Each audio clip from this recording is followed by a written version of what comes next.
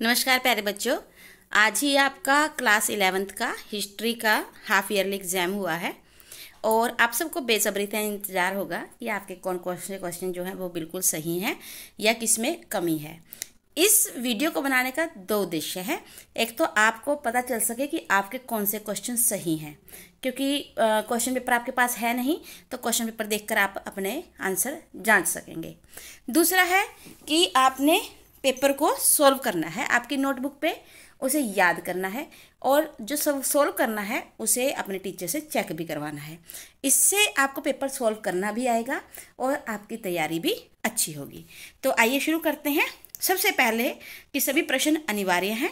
प्रश्न आपके जो हैं ये 40 मार्क्स का पेपर है, 90 मिनट का है और इसमें सभी प्रश्न अनिवार्य हैं। प्रश्न पत्र प्रश्नों के स्वरूप के अनुसार खंडों में बटा हुआ है। एमसीक्यू के सही विकल्प पर निशान लगाना है और प्रश्न का उत्तर दिए गए स्थान पर ही भरना है और आपका उत्तर अंकों के अनुसार ही होना चाहिए।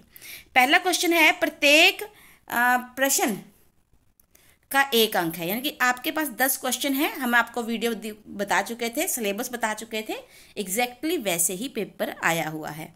तो पहला क्वेश्चन है, मेसोपोटामिया की पहली ज्ञात भाषा क्या थी? तो इसका सही आंसर है सुमेरियन। सुमेरियन सबसे पहली ज्ञात भाषा थी। उसका दूसरा क्वेश्चन है, रोम का प्रथम सम्राट कौन था? तो इसका सही आंसर है ऑगस्टस। फिर यायावर का क्या अर्थ होता है? यायावर का अर्थ होता है घुमक्कड़। आगे बढ़ते हैं क्वेश्चन नंबर 4 की तरफ। मेसोपोटामिया की सभ्यता थी शहरी। उसके बाद है, रोम में यहूदी विद्रोह कब हुआ? 66 से लेकर 70 ईस्वी के मध्य। उसके बाद छठा क्वेश्चन है, मंगोल की सेना की सबसे बड़ी इकाई में कितने सैनिक थे? 10,000, जिन्हें तुमन कहा जाता था। आगे है नेक्स्ट क्वेश्चन, क्वेश्चन नंबर 7। जैतून के तेल के कंटेनर को क्या कहा जाता था? ड्रेसल 20। पेपायरस का पौधा डैश नदी के किनारे उगा करता था। इसका सही आंसर आएगा नील।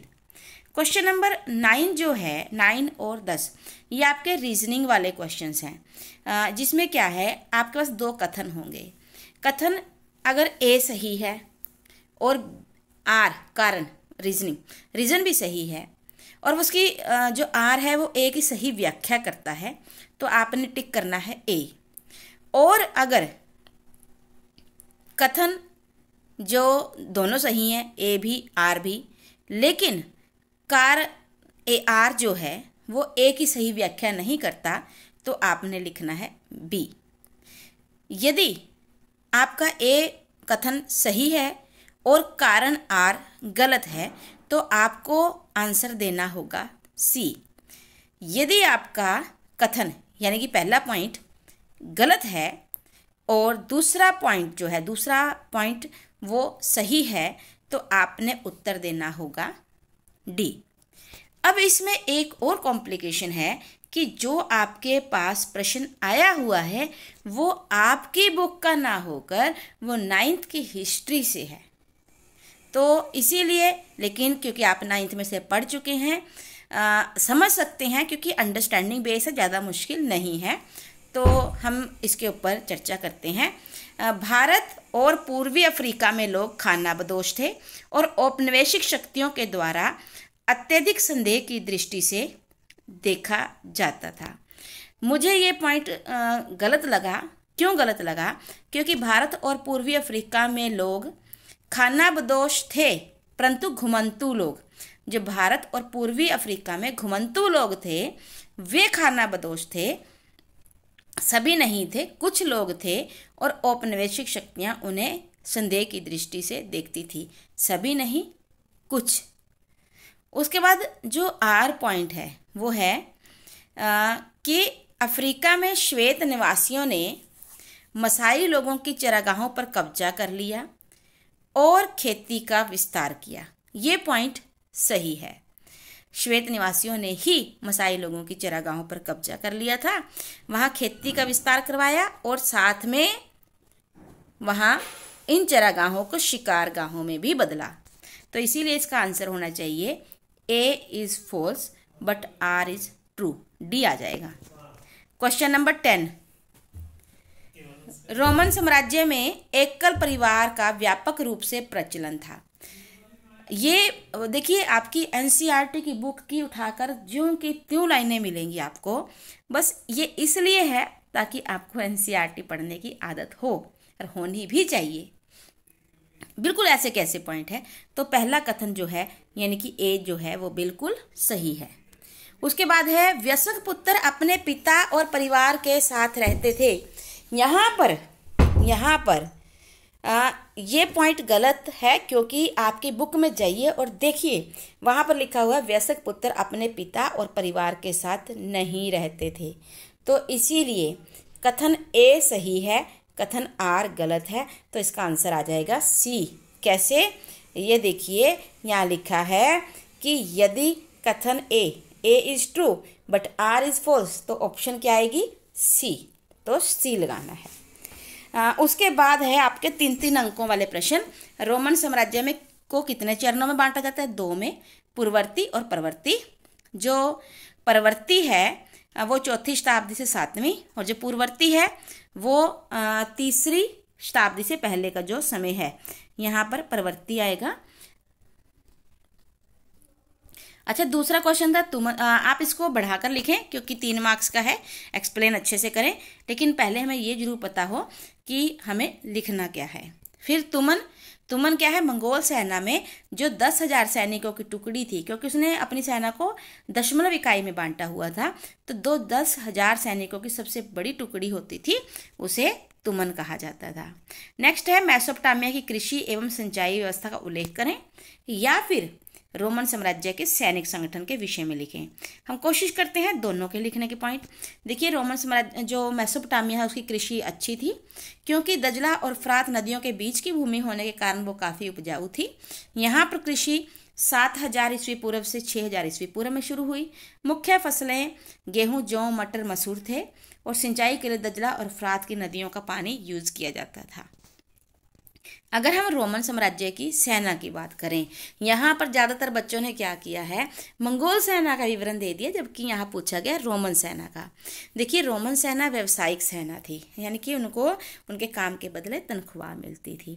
25 वर्ष तक सेना में प्रत्येक पुरुष के लिए सेना में सेवा करना आवश्यक था। 4वीं शताब्दी तक लगभग 6 लाख सैनिक थे, और ये सम्राट के भाग्य का निर्धारण करते थे।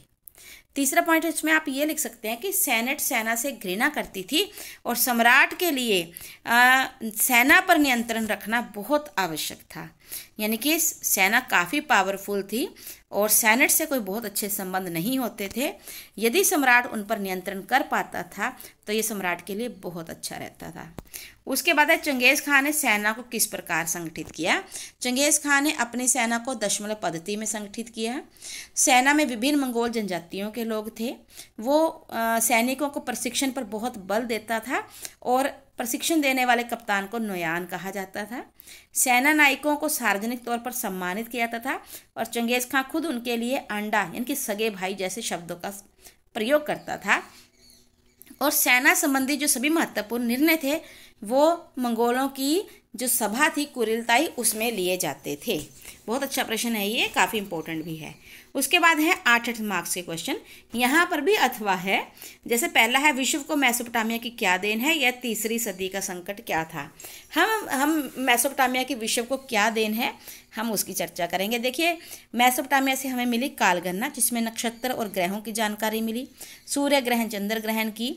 उन्होंने वर्ष को 12 महीनों में बांटा, और आगे 7 दिनों में। समय की गणना करना भी वे जानते थे।